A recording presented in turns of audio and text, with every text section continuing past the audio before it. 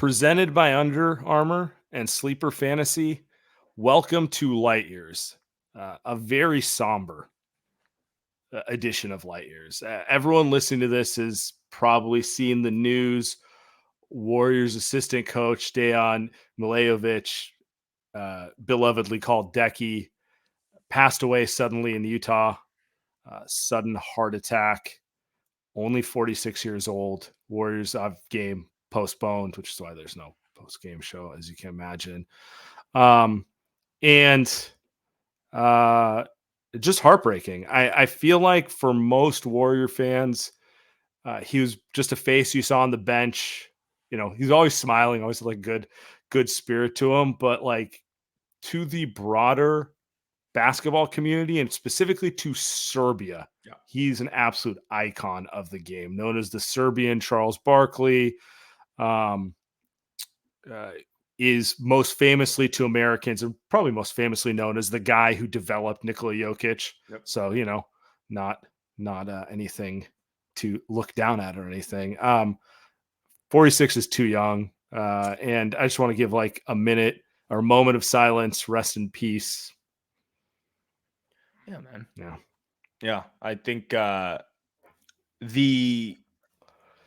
we had someone come on like that knew him to talk about him too. Obviously we didn't like know him, but I mean, look at around the NBA. I mean, we've got the NBA putting out a press release. Obviously the Warriors, Steve Kerr.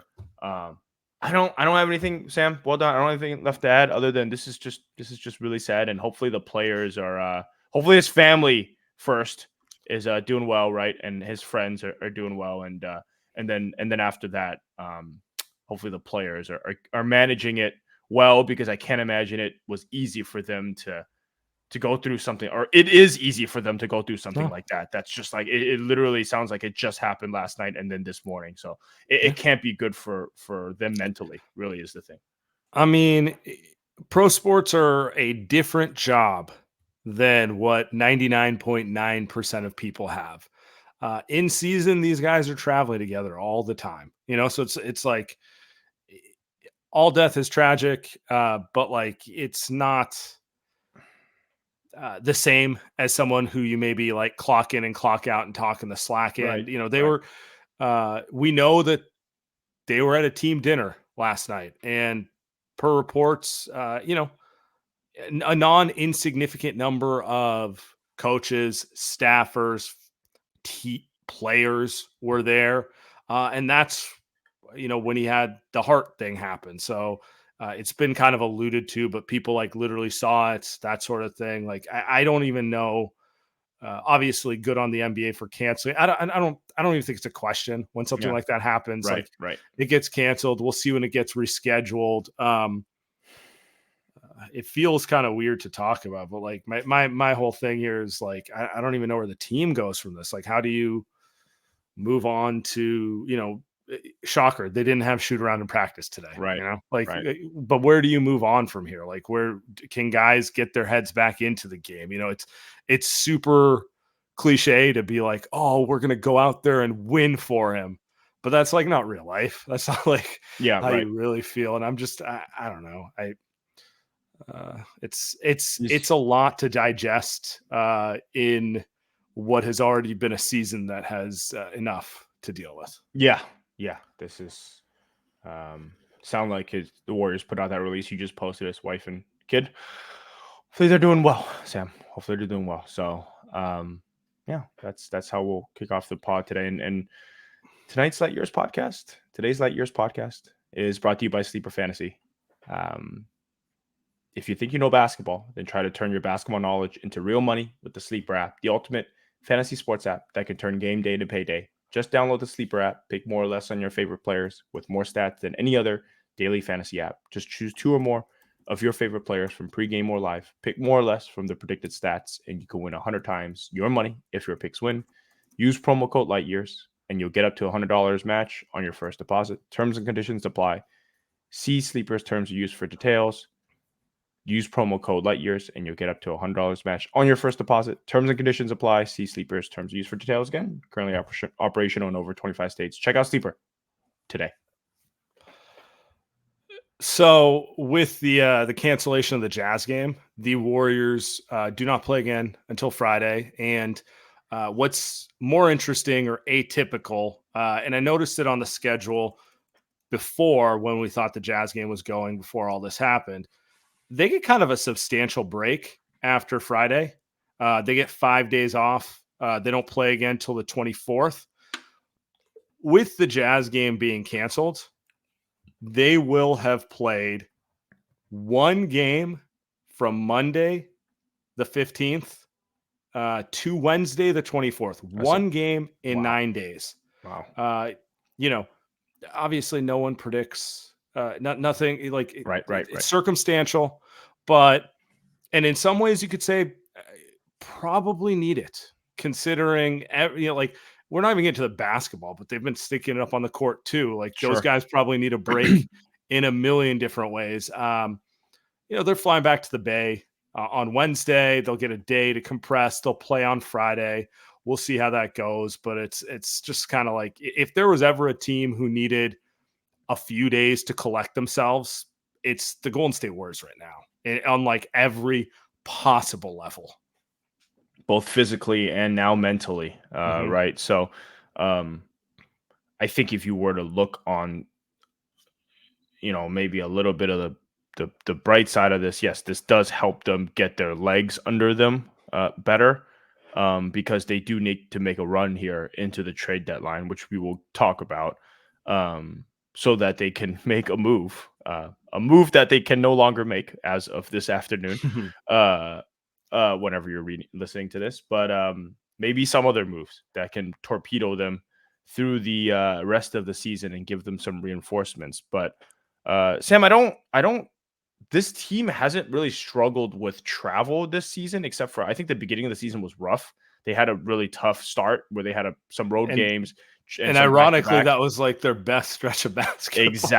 Exactly. And so since then, it feels like they've had a home heavy schedule. Feels like they haven't traveled as much, and then that's lot when of like short trips. yeah, and it really like we haven't talked about scheduling issues for an older team in a few weeks, honestly. And so I don't know if they needed it, but certainly it feels like mentally, because even before today happened, they were already mentally cooked. Yeah, I just can't for imagine basketball, just for reasons. basketball. Yeah, Exactly. They were already, and now again, we don't know how they're gonna react to this after.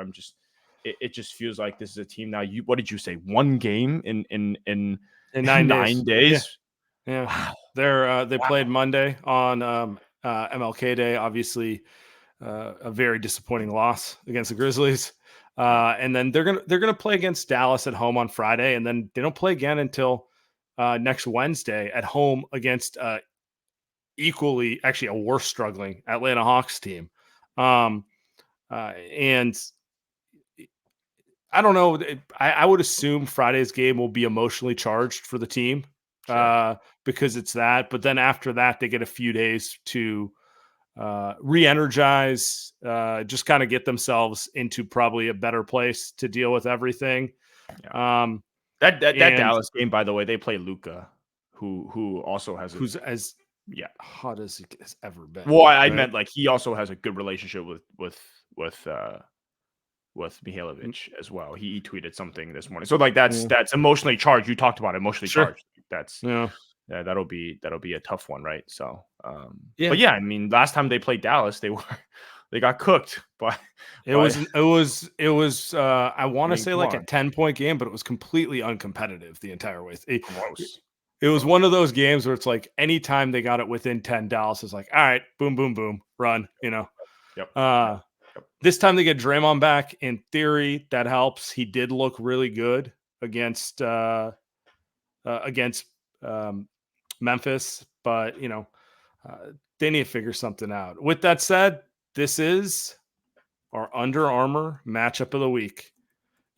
One game in the entire week, we didn't have a lot to choose from, to be fair. But beyond all the somber notes we're discussing and trade deadline and everything, like it is kind of hitting must-win territory. This is the Warriors' 41st game, which is the official halfway point of the season. Going into it, they're 18-22. I mean, you want to talk about getting yourself out of a hole. Like, yeah, they need to, because 18 and 23 is a hell of a lot worse than 19 and 22. I know it seems insignificant, but like, the sooner they can get back to 500-ish, the sooner they can re-enter the playoff conversation, the sooner the pressure gets put to make positive moves. Whereas losing Friday, not playing again until Wednesday, all this sort of stuff, that's the sort of stuff that teeters you in the let's just say screw it for the season type of stuff, Yep. which is not where we want to be. So it'll be an emotionally charged game, but it'll also be a really important game on the basketball court for the Golden State Warriors. Yeah. Matchup of the week, meaning at this point we're getting closer to matchup of the season. Under Armour matchup of the season. Every week we do this because every single one determines what they're going to do at the trade deadline. Like what you're saying, outside of just Steph and Luka, how is Wiggins going to guard Luka? How is Kuminga going to guard Luka? How is Draymond going to not make this team just overhelp nonstop? Right, like that stuff is fine, but the Warriors really need to.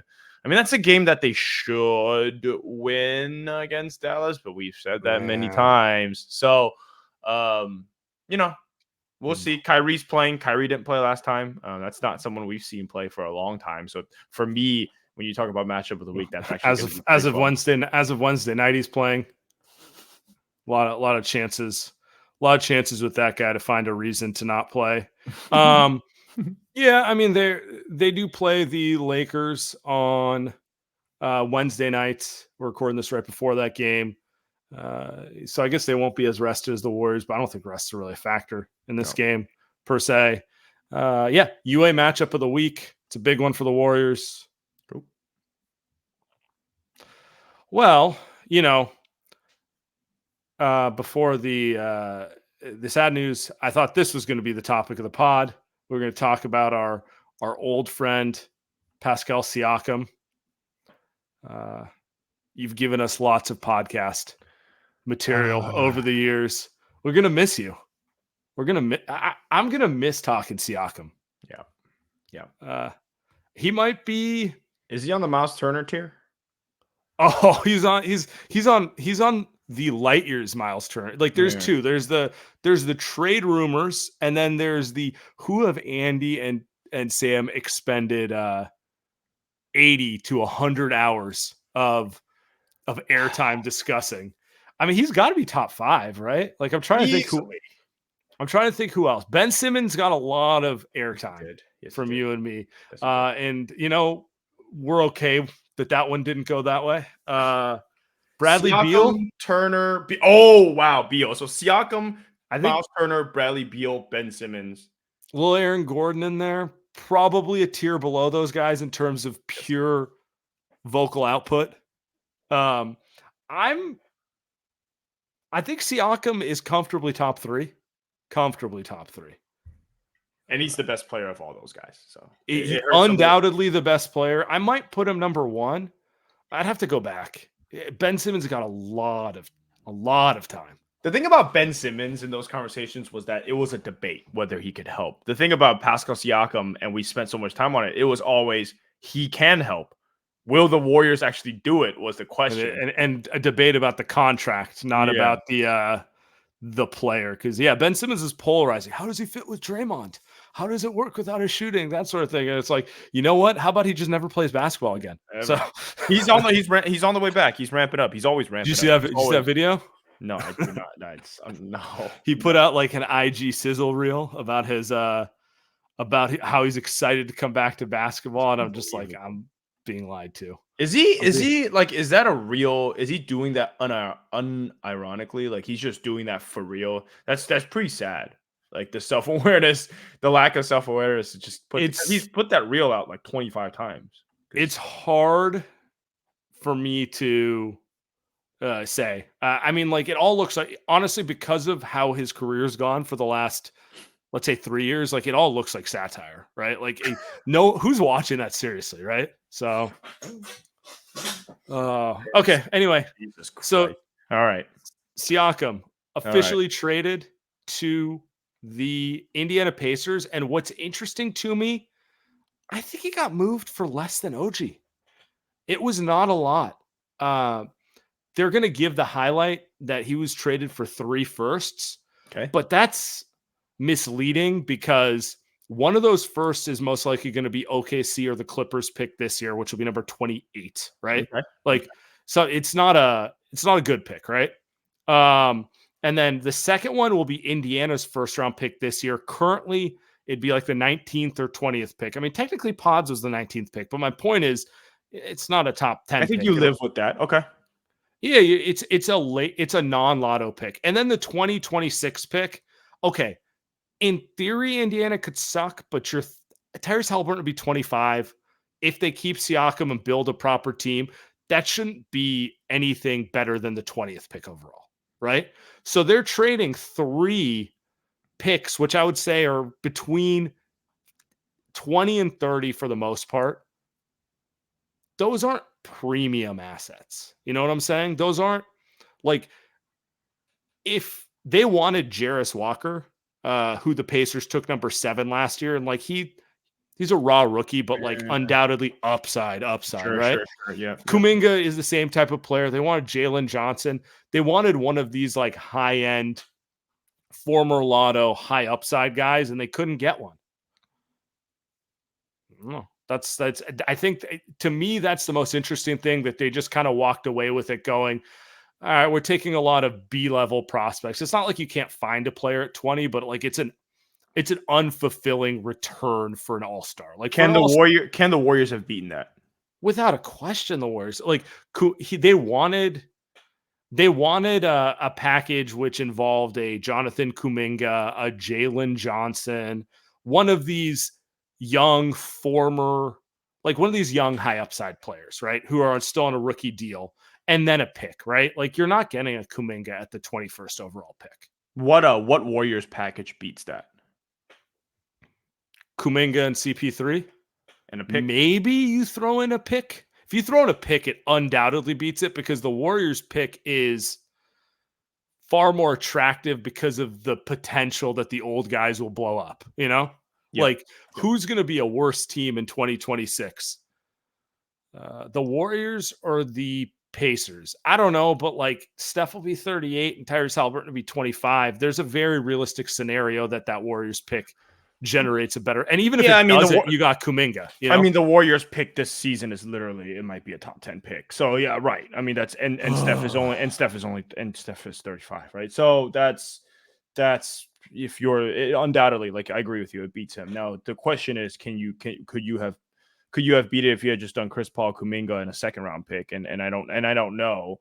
Because again, like, if you're Toronto, you're going to have to pay Kuminga after that pretty quickly now, and maybe that's what they don't want to do. But again, I don't know. Masai's always doing some weird, like, they trade for Jakob Poeltl last trade deadline, so you never know. I imagine they're not trying to tank. That's definitely not what they're trying to do, because that's not what he does. Imagine he's happy with winning 40 games a season. So maybe he would have been good with Kuminga. Now the question, I guess, becomes, I mean, Dave, come on, Kuminga's better than any one of those picks, and they'd absolutely want to pay him. If you're trading for Kuminga, you're not only like, you like the upside, you also kind of think the Warriors don't know how to develop anything, which, I mean, we could debate his upside, but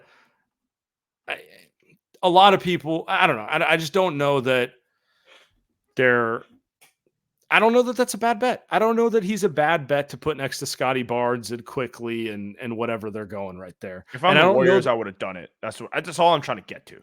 Sure. Well, they clearly wouldn't. They clearly would not. I wonder, is the Stickler the first? It feels like to me a Stickler wasn't the pick. I feel like the Stickler is just Kuminga straight up. That's it. I think, yeah, I agree with you. I think they weren't ready to throw Kuminga in a trade for Siakam having to get a $200 million contract after it. I think in their mind, Siakam's not that good. Which tells me that they're not moving Kuminga. And when I say not that good, I mean max contract, that level good. Not like, obviously he's a good player, you know? They're not going to get. Yeah, all this tells me is, Sam, he's not going anywhere. We're going to have Kuminga. Yeah, he's not going anywhere. I think I agree with you, because I don't know who else is going to get moved at the deadline. Yep. who's good enough to solicit him. If you're not willing to trade Kuminga for Pascal Siakam, who is a positional fit, slots into your front court, um, addresses a lot of your needs, are you going to include him for Clint Capella? Are you going to include him for DeJounte Murray? No. Probably not. I would assume if Lauri Markkanen, a young in his prime star, was available, they would do it, but it doesn't sound like he's available. And just looking at all the other names out there, it feels like they've made a concerted point to say, we'd rather hold on to Kuminga and see how the rest of the season with him plays out and deal with it in the offseason than throw him at Siakam, get stuck having to pay Siakam a bunch of money and be locked into an old team. Which puts us into a punt season in terms of going all in, and makes you very correct in our last podcast in terms of, I think, where the Warriors are going to go with the rest of the guys at the trade deadline, because now it really feels like they're not going to go all in. It just feels like, who can we get rid of that we need to, so that we can be quote unquote flexible this offseason. That's what it feels like now. And I feel like it's gross. Beyond the fact that that's 40 games of terrible basketball to watch, do you trust them with flexibility? Because it's, to me,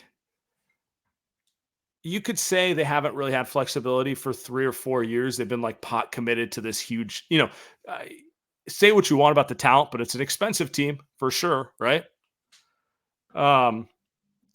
Okay. You go to the offseason with a bunch of flexibility. Are you actually going to do something, or are you going to give us your version of the Giants offseason? Oh, God.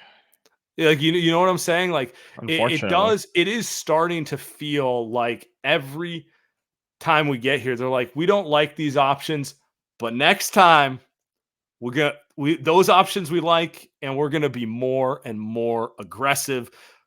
We're spending, we're doing, and that sort of thing. And then all of a sudden you're spending 4 years and $44 million on a guy that's trying to be a starting pitcher when he's a reliever. Middle reliever. Right. What are we doing? I think the comparison that actually makes a lot of sense as well is the Giants farm system stinks. Like, they can't develop hitters, which the Warriors, can they develop players that is Jonathan Kuminga, Marco Luciano? That's actually pretty good. That's actually pretty good, because I'm higher on Kuminga. I think if the Giants had a single young hitter who did anything that Kuminga's done, they'd be happy. I mean, yes, because they don't have anyone, but it's like the same. Wade Metzler not getting you going, dude. He was so bad. I can't, dude. He was swinging at shit. My God. But like, same thing, right? Like, Luciano, ton of power, ton of back injuries, ton of tools. Might not have a back. 21, kind of like Kuminga, right? Just toolsy as hell. But it's like, is he actually good at the sport? Theoretical. Because I still don't know if Kuminga's good at basketball. Like, he's good at like getting to the basket and scoring, but like defensively, he's not good. Anyway, I'm not gonna do this again. It's just the Warriors aren't going to move him. They're not going to move him at the trade deadline. They're going to wait until the offseason. You're now concerned that they're really not going to do anything come the offseason, which again is like, if you're, to me, I'm almost to the point where it's like, Steph, what are we doing here? Right? Because if you're going to leave these guys to their own devices, we've seen it with Bob Myers, and now I think we're going to see it with Joe Lacob and Mike Dunleavy. They probably aren't going to do anything to go all in. Steph, what are you going to tell them?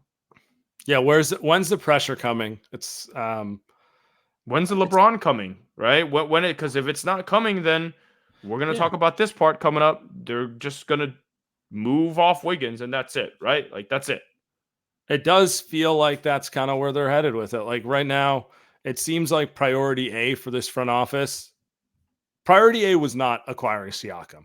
No, it wasn't. I think we can all agree they wanted to wait until the end of the trade deadline to see if they could get him for a deal. Well, he was traded the 17th of January. No deal to be made for you. So they're clearly going to wait it out.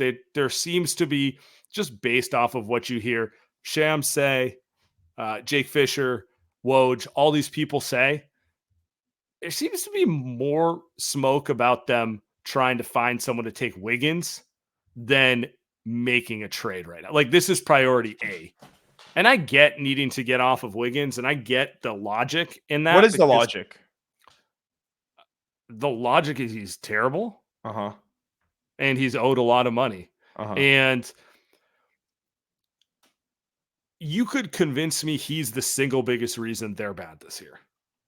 Because he regressed to below Minnesota level, and they were kind of counting on him to be an every night player. Am I surprised Clay's inconsistent at 34 with his injuries? Of course not. That happens. It's sad.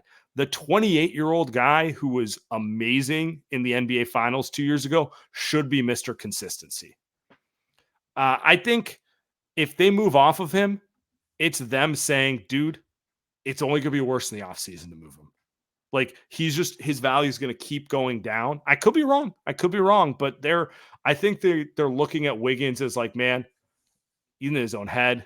If we can't get rid of him now, he's going to be like a Ben Simmons for us or something like that. Yeah, okay. That's super.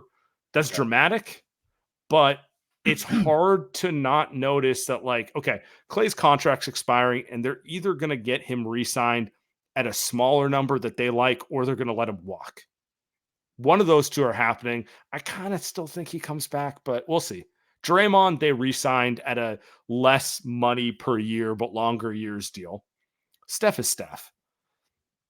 Wiggins is their other big money contract that's absolutely not performing, and kind of the guy you were expecting to be that 28-year-old bridge player. Is it enough? I mean, it's fair to say, like, that's a lot to put on one guy to be the bridge player, but like, even in context of who he is, he's not performing on any ability on any level. And it's not just the offense for me. It's like, does he even try on defense most nights? Well, I mean, no, he's terrible. I guess my question is, what does he get you that helps you? So the goal, work backwards from the goal. The goal is to have good players, but it's really to put together a team. Same thing, to put together a team for Steph that makes sense to help him try to fucking make the postseason, either this year or next year. Or in this case, if you work backwards from that, find a number two, right? And if you work backwards from that, it's finding flexibility to get a number two. So, So working all the way back, what does trading Wiggins get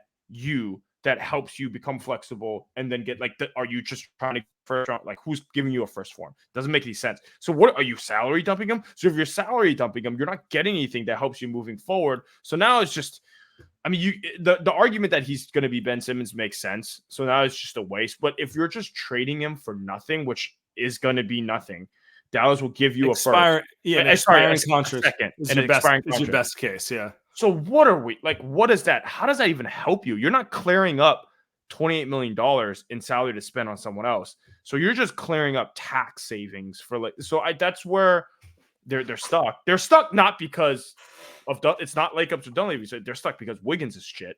But like with them trading off of him is just, it doesn't help anybody. Well, anyway. you would think that if they move Wiggins for expirings, they then package those expirings with other stuff to get a capable player. Right now, this trade deadline, or are you talking about because in the offseason is that because then that's no, right? I mean, you would think this deadline, but I don't know. A lot of rerouting. Do we trust it? It doesn't, like, I mean, you are right. It does seem like they're kind of just like, can we just get flexibility into the offseason? Which you're putting a lot of pressure on your offseason that way. You really are. And just like back to the fundamental question is, Steph Curry's still playing at a level that's good enough to be the best player in a title team. He's also the single biggest reason your franchise is worth what it is.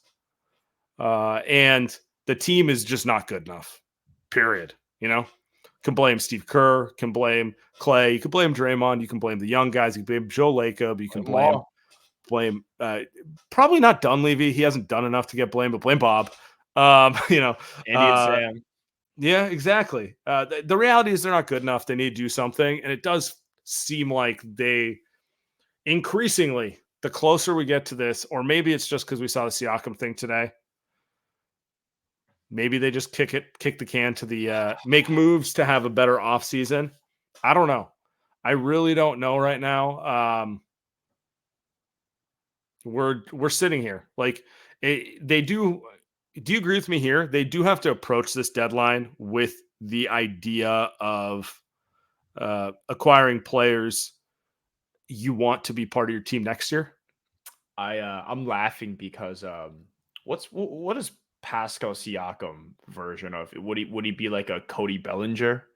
Would he be like a off the board? Would he be like a Blake Snell type of guy off the board? You know what I mean? Yamamoto and Ohtani, those guys are S tier, so he's not those guys. But like, as we go down and look at this bet, I'm just laughing. Because that's right. I mean, we're both gonna lose this bet. Let's be honest. Let's be honest. Yeah, I don't know. I mean, it's just sitting here like the way I'm processing this all is I want to see how it shakes out, but increasingly I'm getting pessimistic that they will make moves at the deadline. And that kind of sucks. The lack of look, the creativity, they have to get creative, and I don't really know how they're going to be able to do it, but like you've even mapped out like a 3-way move where they get and again, we've got weeks to see this, which is the problem. They should be doing this stuff right now, which is what the Raptors have done. And the Warriors look like they're going to take it to the deadline, like you said, to find a deal. But they're going to have to get it creative where if the move is just to get off Wiggins' contract this trade deadline, like it's just not a serious organization. I've got people telling me like, well, like he's not good enough to get you a championship. Dude, they're not even good enough to make the play-in game right now. I'm not asking for a championship. Can you be respectful to the guy and just give him a shot? Right? Last year, the Warriors lost in the second round. I'd be okay with that. Like, at least you gave him a shot to be in the postseason, to win something. But are you seriously going to say you're just going to get off a contract for a player and then go into the offseason? Now you've lost your first round. Now you've lost a top 10 pick, and you're not even making the postseason, and you don't have anything going into next season. It's pretty. Yeah, I mean, yeah, that's a fair call out, and hopefully they don't end up there. What would you consider a successful trade deadline? Well, I think at this point, my bar is that I wouldn't even mind if they took a risk on a longer deal contract, which I think they don't really want to do. But the name that I think would be hilarious, but would show me that they've got some stones, might be stupid, but we would be like Zach LaVine, right? Where they're just like, hey, you know what? He's not the best fit. We don't know if he plays defense. He definitely doesn't right now, but maybe he does with us. He could be a great scorer for us. We need that. Draymond likes him. Terrible contract. We could probably get him for just Chris Paul.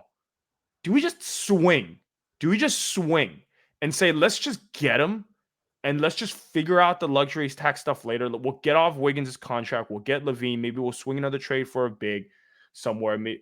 Hopefully not Vooch, because now that you've got two guys that are terrible on defense. But like, let's just make that move.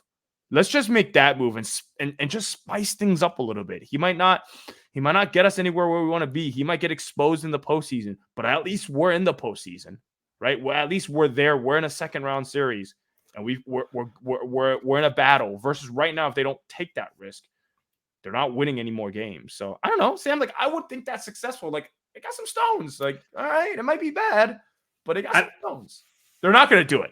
I don't know how I feel about LaVine, but for me, what I would consider successful is they acquire players who can breathe life into them for the second half of the season and can be pieces for the off season, for the next season. So like is LaVine going to make them a title contender? No. They have too many holes, and he doesn't plug half of them. Like, he helps them offensively, but he doesn't plug half their holes, right? But can LaVine be part of the solution going into the offseason? Maybe. Like, that's what I'm getting at. Like, or like the other player, the one I've been thinking about, DeJounte Murray, does he solve all the Warriors' issues? No, of course not. He's one man, and he's not a perfect player either. He can help their point of attack defense. He can add playmaking. He can get to the rim more than a lot of their guys. All those things are positive. He's not prime LeBron or anything, So, but if they acquired him, I'd be like, you know what? They got a guy in his 20s who can help this team, and now they can go in the offseason being like, okay, now we need to get a big to go with these guys. Yeah, Just show me, breathe some life into this and show me you're moving in a positive direction. I agree. Murray's a better fit than Levine, right? But like, whatever. Get both. You know what I mean? Go with a 4-guard, Draymond at the 5 starting lineup. They already go with a 4-guard lineup. But at least these 4 guards are explosive. Now you've got Murray playing some defense, Levine and Clay chucking up shots. Steph might never shoot again. But I'm kidding. I'm half kidding. Honestly, I'd be jacked up if they got both. I don't think it'd be that hard. But like you said, it just do something that gets. See, the Giants need to do something to get the fan base going. I think the Warriors need to do something to get the players going. Like, it's a totally different story for the Warriors. I think Draymond's out there. He's fed up. I'm annoyed that he's fed up. Steph is tired. Chris Paul is he's hurt. He's nowhere to be found. He might not even be on this team. Wiggins doesn't look like he wants to be here. Clay's just bitching and moaning every game. Like, it's just Kuminga's talking to Shams half the time. I don't even know what he does. And so it's like, he's not in the Warriors group chat. He's in the Shams and Woj group chat. Yeah, it's apparently. So it's like they need something to really. It's not like Levine's a leader. I don't know about Murray, but it's like, can you just give these guys some juice? Because if we're just gonna keep doing this and doing this, they look like they're almost gonna give up out there. Don't you agree with me though? Like, Clay will be resolved in the offseason no matter what. One way or another, that'll be resolved. Wiggins being the elder statesman, the guy helping, just sulking and not mattering is like really kind of, if you just replace him with a guy with different energy, it might breathe some life into Steph and Draymond, and they might be able to make the playoffs.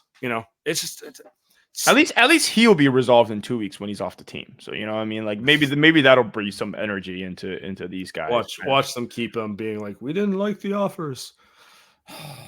Anyway, we'll end it there. Yeah, We'll thoroughly appreciate everyone. We'll go live on playback after the Dallas Mavericks game. Appreciate everyone. Subscribe.